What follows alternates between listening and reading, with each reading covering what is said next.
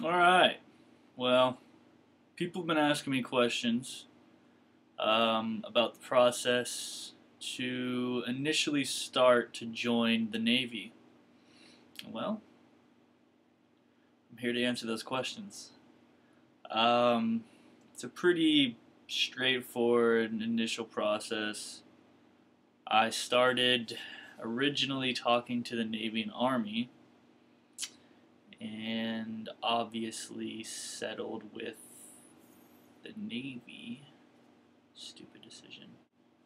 Process is pretty straightforward. I mean, basically, you just call up your recruiter, your local recruiter. You should have one.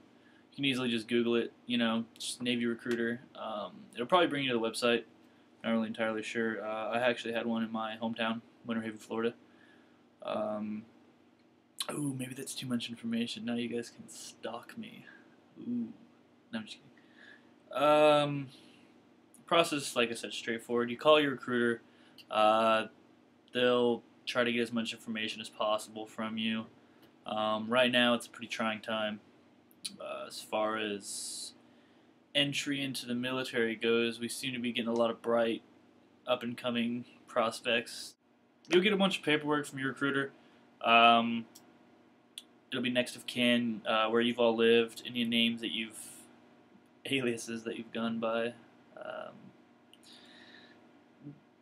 as fun as it may sound, don't take the paperwork seriously, because a lot of that paperwork, if you happen to pick a rating that has a security clearance, they use that paperwork um, to do your process for getting your security clearance. And a lot of ratings do have security clearances, so highly recommend to not screw around and just try to be as honest as possible on there. Because they will find out, they're the government.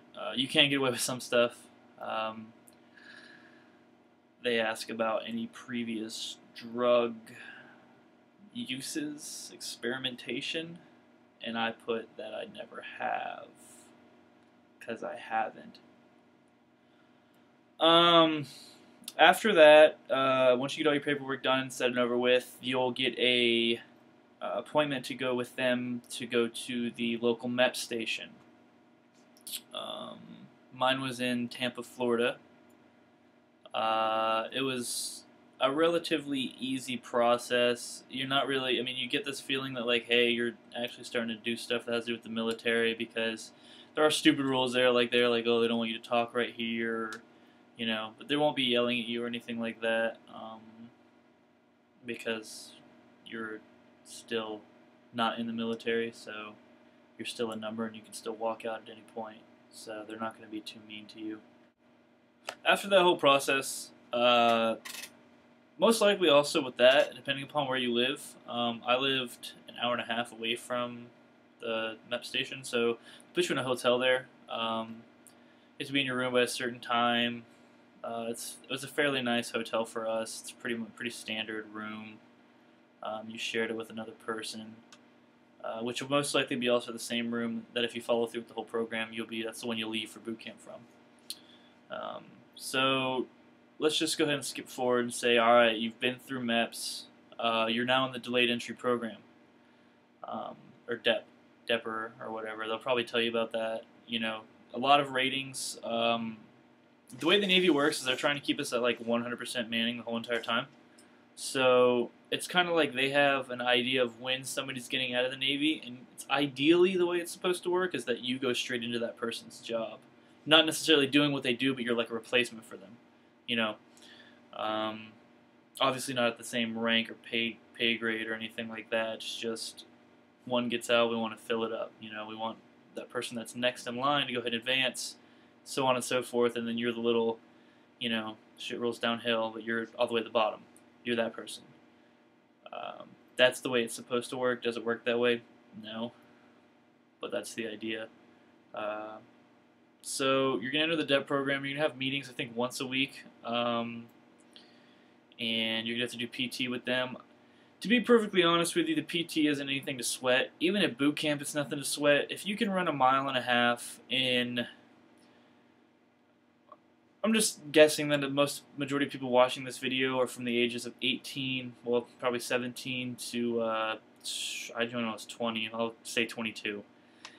if you're 18 to 22 and you can run a mile and a half in 12 minutes, you know, and not be too winded, you know, you can push yourself probably at 11 minutes.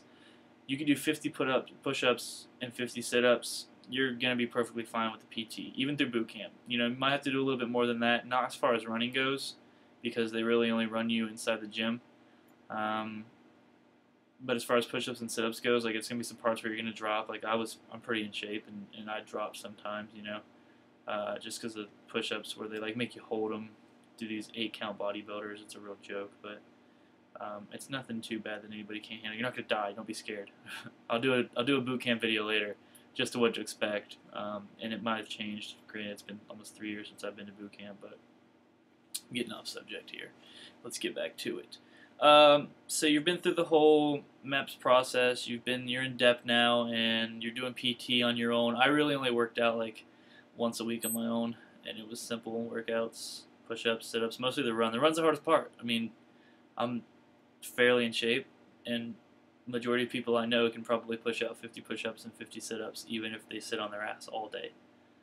And we do have fat people in the Navy who get through with all this stuff. Your BCA, if you're overweight, is probably the biggest thing to worry about. And you definitely want to work on that, because that is a career killer for you. If you can't pass that, even though you can run a mile and a half in 5 minutes, you can do 1,000 push-ups, you can do 1,000 sit-ups. If your BCA is over, you're going to fail. So that's definitely something to worry about.